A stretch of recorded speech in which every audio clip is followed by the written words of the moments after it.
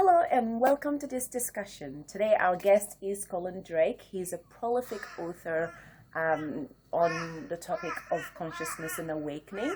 And today in particular we're going to try and get him to focus or delve a bit more deeply into the topic of suffering. But before we do, he's going to just take us through a general overview of the entire process of awakening. Colin, welcome. Hi. So, for me, suffering in general, because suffering is what you're talking about, the most personal suffering, mental suffering, is caused by viewing ourselves as a separate object in a world of objects. Okay? And most people do that subconsciously, whether they know it or not. A lot of people don't think about what they are in essence. They don't think about their essential being. Yeah. And if you ask them, just off the top of their head, they wouldn't. A lot of them would say, "I haven't even thought about it. I don't know." But if you probe deeply, you would find that most people do think of themselves as a separate object. So as long as you think of yourself as a separate object in a universe of separate objects, not only do you think about yourself like that, but you think about everybody else like that. So suddenly and you tend to identify with a mentally constructed self-image. This is what you do. So you make an image of yourself based on your appearance, your intellectual ability, your past, your future, your job. Basically, the things that construct your external life. You put these together and form this self-image of yourself, and then you identify with that as being what you are. You are that self-image. Right. And not only do you that, but you also form images of other people, and you identify them with that. With their image. Yes. And most of our own mental spinning, mental suffering is caused by worrying about that self-image and trying to improve it, trying to protect it, trying to and so when you look at the outside world and other people, you relate everything you see to that image. Basically, it goes through a filter. You produce a mental filter using that image as the filter. So you don't actually see things as they actually are. Right. And not only do you not see things as they actually are, but you don't see other people as they actually are, because you are relating to the filter, your own self-image, your filter, and also the images you built up of them. So basically you're actually living in a totally illusory framework. And we all do that all the time, unless we can get to the root of it all and find the essence. And if we can do that, we actually discover an amazing thing. We actually discover that the essence of all things and all people is in fact the same. It's actually consciousness itself. But to actually get to that, you actually need some kind of process, some kind of investigative process. Okay. So I have a very simple technique that I employ, and I find it very effective. Yes. And it's not basically, you need no dogma, no belief systems. You just need to look at each moment. You just actually look at this moment of experience. Now, for each of us, if you actually look at our life actually consists of moment-to-moment experiences. That's what it actually consists of. Yes. Each moment is an experience. Yes. So if we can investigate this moment of experience, and then see what that reveals, okay? Because if we can actually discover the essence just by looking at this moment, then you can do it at any moment. In any moment you can stop and just do the same investigation of that moment. Yeah. So in each moment of experience, there are three factors. There are thoughts, that's everything appearing in the mind, all mind stuff. I call those thoughts. Yeah. There are sensations, that's everything detected by the body and its sense organs. Yep. And there's the awareness of those. In this moment, there are only those three factors. Anything else that you think might be, is a combination of those factors, like feelings are a combination of thoughts and sensations. Memories, well, they're obviously just thoughts. Yes. Every single thing in your moment of experiences are either thoughts or sensations, and they are appearing in the awareness. We are aware of them. Yeah. Okay. So if you look at that, within that, the thoughts and sensations are just objects. They are fleeting objects. They're continually changing. Every moment they change. Yeah. The only constant actually is the awareness itself. Awareness is constantly present, Yeah. and as the thoughts and sensations appear, there is awareness of them. Yeah. It's like the container of them, actually. Yeah. So, and within that, now this awareness has been present since we were born. Actually, it's present before we were born, but we can get into that later. Yeah. But since in our own direct experience, it's present since we were born. Yeah. And it has actually seen, or you could say experienced, every thought and sensation you've ever had.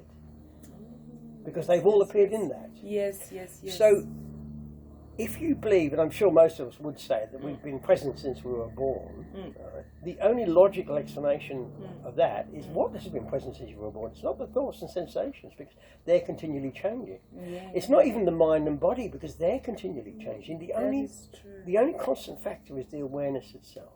Okay. True. So, at the deepest level, Yeah. our essential identity is just this awareness itself, in which our thoughts and sensations come and go, ebb and flow. And so we can actually, this awareness is actually common to all.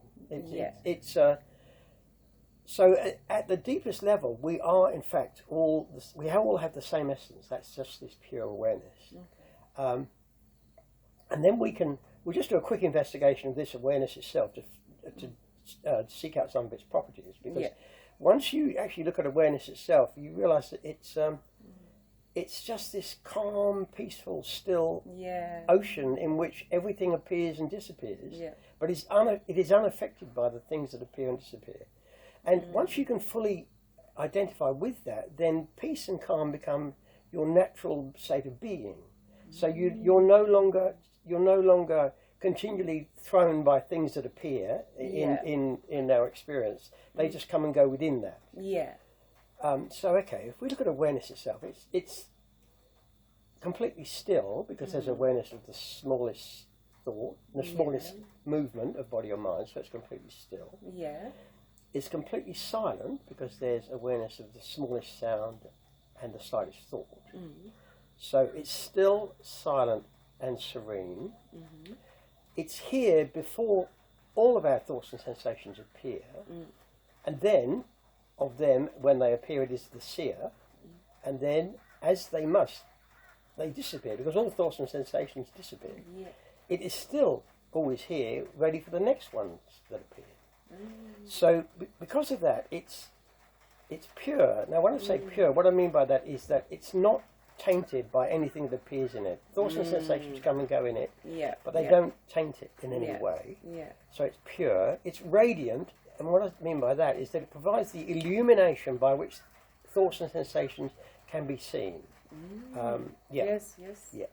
Yep. It's pure, it's radiant, it's pristine in that no thoughts and sensations degrade it. Yeah.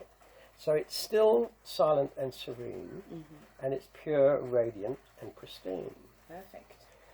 It sounds like the perfect thing. Yes, well, it is actually. It is actually absolute perfection. Yeah. And that is what we are in essence. Anyway, so we'll just go a bit further into it. Yes. So let's not get distracted. No, that's right. But it is all those things. Yes. It's omnipresent in our own experience, because our experience actually is awareness of thoughts and sensations. Therefore, it's omnipresent in our experience. It's omniscient of our experience, i.e. all of our experiences come and go and appear in that. And it's omnipotent in that no experience, no thing that appears in it has any power over it. They just come and go in that, leaving it unchanged. Yeah. So now, just at investigating this moment of experience, we have come to the still, silent, serene, pure, radiant, pristine, omnipresent, omniscient, omnipotent field of awareness. Wow. In which our thoughts and sensations arise, they abide, they are spied, and they subside. Yes. And that is what we are in essence. In essence, we are all that. Yeah. Now, to show that this is the same essence in all of us, you have to expand that slightly, because some people might still say, well, all right, we are all that essence, but we're all separate editions of that elements. Essence. Yeah, that's right. Yeah. But this essence, this awareness has been proved to be universal in that, at the subatomic level, there's entanglement. Yes. Photons become entangled in pairs, Yeah. so that each one of the pair is aware of what's occurring for or to its entangled partner, however far apart they are. Yes. So in that instance, entangled photons have awareness. Yes. It's present in electrons because they change their behaviour if they're being observed. You can Google the double slit experiment on that one. So electrons are aware of whether there's an observer or not. Yeah.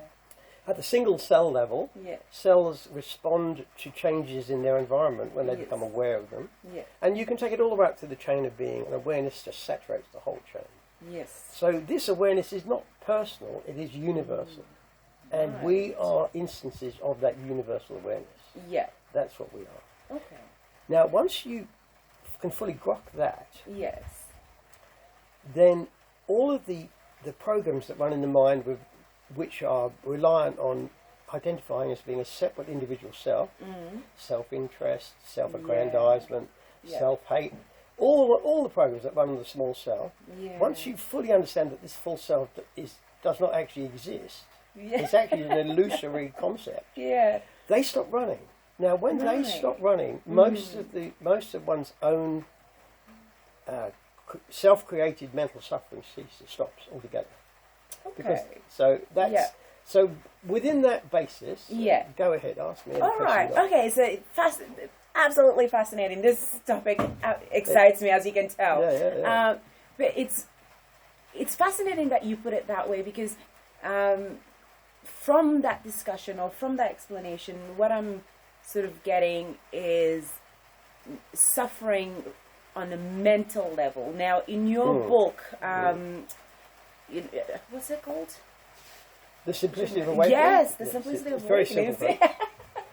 In your book, The Simplicity of Awakening, you sort of make a distinction between pain, mental pain, and suffering. Can